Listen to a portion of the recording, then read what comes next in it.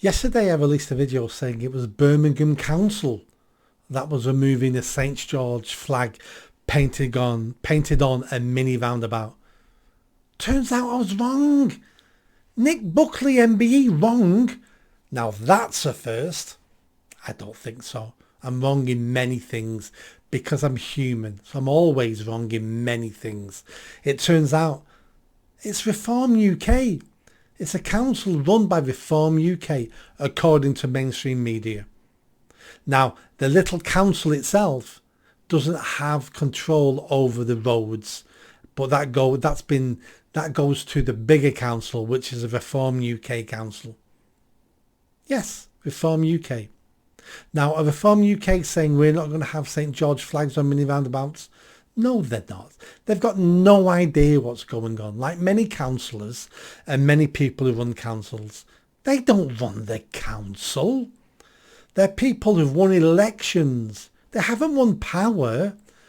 It's the people we employ in the top layer of the council who run the council.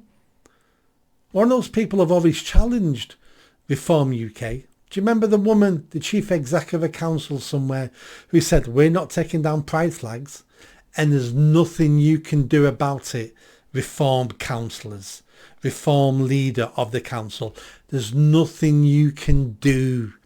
And she challenged them openly and she won, because there's nothing Reform can do until they get the staff they need, until they take power. And it's easy winning elections. It's not that easy, but it's easy winning elections compared to winning power. And Reform UK have no power. Just like Labour, Tories, Lib Dems. I'm not criticising Reform for not having power, because none of them have power. The executive have the power. The chief execs, the leaders of the council, the non-elected leaders have all the power. And they challenge elected officials all the time. So what we need is better elected officials. We need them with a backbone. We need Reform councillors with a backbone. We need Reform councillors who've already got a plan to take control of the council. If you think winning an election is going to win you the council, you're an idiot. These people will not go without a fight. So what's your plan? How are you going to take them down? How are you going to take them out? How are you going to sack them? Because I want elected officials to run councils. Because I know I can get rid of an elected official. I can't get rid of appointed officials. And I mean this for Reform, Labour, Tory, Lib Dems. I want the people of those areas to be able to elect the people to hold the power. Not what we have now. Is appointed people who have the power, who elected officials can go, can you please do this? Can you please do that?